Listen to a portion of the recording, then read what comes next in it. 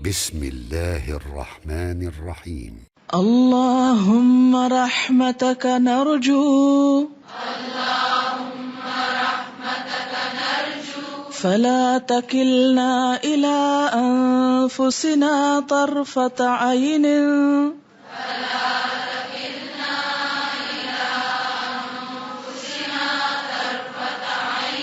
وأصلح لنا شأننا كله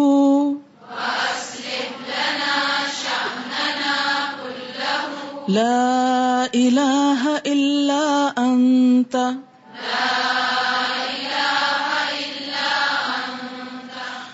اللہم اے اللہ رحمتک تیری رحمت کی نرجو ہم امید رکھتے ہیں فلا تکلنا پس نہ حوالے کرنا ہم کو الی انفسنا طرف ہمارے نفسوں کے طرفۃ عین آنکھ جھپکنے کی دیر بھی وَأَصْلِحْ لَنَا اور اصلاح کر دے ہمارے لیے درست کر دے ہمارے لیے شأننا ہمارے حال کو کلہ سارے کے سارے لا الہ الا انت تیرے سوا کوئی الہ نہیں.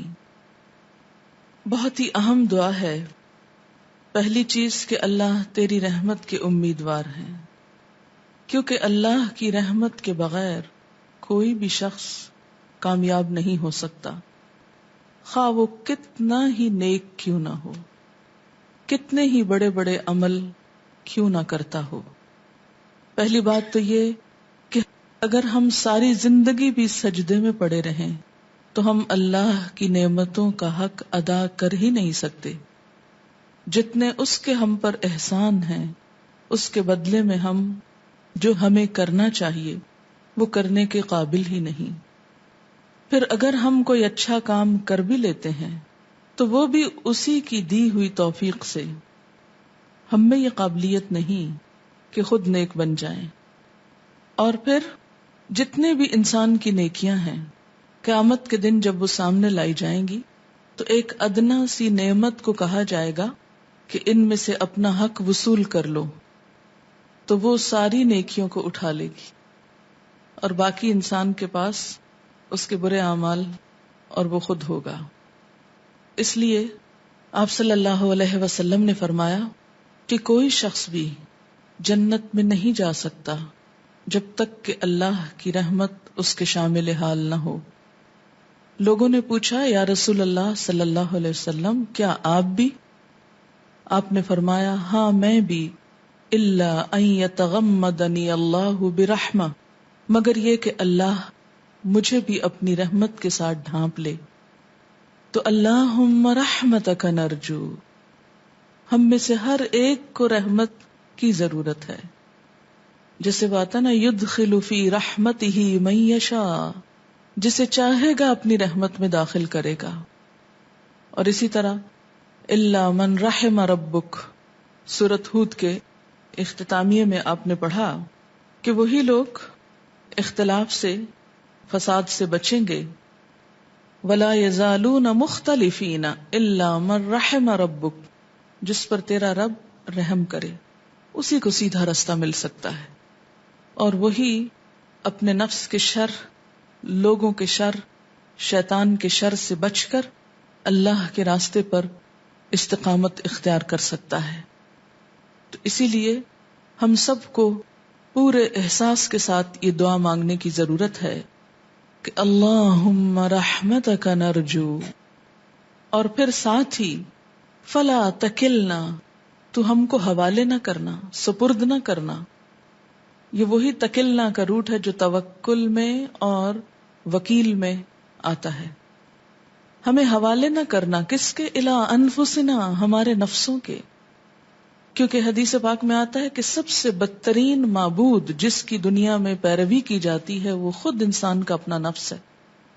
بڑے بڑے لوگ، نیک، قابل، عبادت گزار، بسا اوقات اپنے نفس کے ہاتھوں مجبور ہو کر ایسے غلط کاموں میں پڑ گئے کہ اپنا کیا کرایا سب کچھ ضائع کر دیا. فلا تکلنا الی انفسنا، اللہ تو ہمیں ہمارے نفسوں کے حوالے نہ کرنا، طرفت عین، ایک آنکھ کے جھپکنے کی دیر بھی، کیونکہ ایک آنکھ کے جھپکنے کی دیر بھی اگر ہم نے اپنی مرضی کر لی تو وہ کیا ہوگا؟ اللہ کی مرضی کے خلاف. کیونکہ مسلمان ہونے کا مطلب کیا ہے؟ اپنے آپ کو اللہ کے سپرد کر دینا، جو وہ چاہتا ہے وہ کریں اور اس کی مرضی کے خلاف نہ جائیں. تو اگر ہم اپنے نفس کی پیروی کریں گے تو آپ 13ویں پارے کی پہلی آیت میں پڑھیں گے حضرت یوسف علیہ السلام کا قول، وَمَا أُبَرِّئُ نَفْسِي إِنَّ النَّفْسَ لَأَمَّارَةٌ بِالسُّوءِ، میں اپنے نفس کو بری ذمہ قرار نہیں دیتا، کیونکہ نفس تو انسان کو برائیوں پر اکساتا ہے، کثرت سے اکساتا ہے. امارتن، بہت زیادہ حکم دیتا ہے، بالسوء، برائی کا. آپ دیکھیں کہ آپ اپنی ایک نیکی کی روٹین دنوں میں بناتے ہیں اور بگڑتے لمحے لگتے ہیں. تھوڑی دیر ڈھیلا چھوڑیں اپنے آپ کو، پلٹنے کو دل نہیں چاہتا. تو یا اللہ، لمحے بھر کے لیے بھی ہمیں ہمارے حوالے نہ کرنا، کیونکہ ہم تو اپنے خود ہی دشمن ہیں. وَأَصْلِحْ لَنَا شَأْنَنَا كُلَّهُ، اور ہمارا سارا حال درست کر دے. ہمارے سارے حالات اور ہمارا سارا حال، یعنی ہماری ذات، ہمارے اعمال، ہر چیز کی اصلاح کر دے. لا الہ الا انت، تیرے سوا کوئی الہ نہیں. اسی لیے آخر میں لا الہ الا انت ہے کہ اللہ کے سوا کوئی معبود نہیں، نہ کوئی اس قابل ہے کہ اس کی طرف جھکا جائے. یہ جو بات ہے نا، اصلح لنا شأننا کلہ، اس کو معمولی نہ سمجھے، کیونکہ نیکی کرنے کے ساتھ اس کا بہت گہرا تعلق ہے. اگر حالات سازگار نہ ہوں، اندرونی یا بیرونی، تو بہت سی نیک تمناؤں اور خواہشات کے باوجود انسان اچھے کاموں سے محروم رہ جاتا ہے.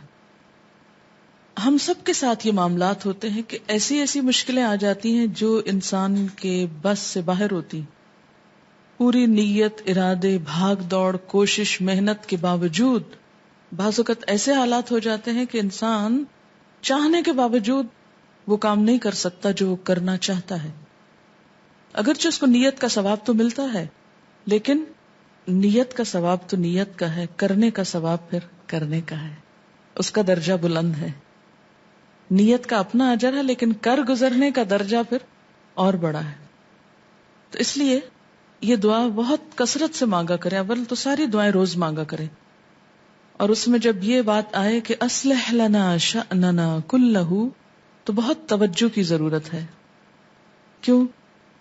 کہ کہیں کوئی ایسی مشکل نہ آ جائے کہ میرے کسی نیک کام میں رکاوٹ آ جائے، یا کوئی ایسا گناہ نہ کر بیٹھوں کہ جس کی وجہ سے نیکی سے محروم رہ جاؤں.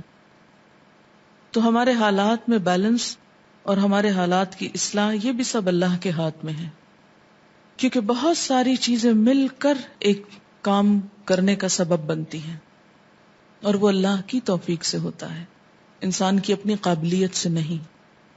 اب اس شعور کے ساتھ ہم دعا مانگیں گے.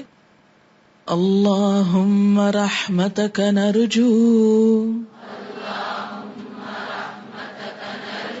فلا تکلنا الی انفسنا طرفت عین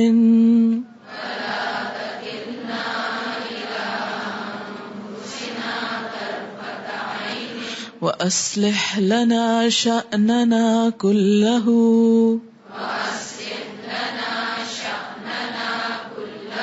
لا إله إلا أنت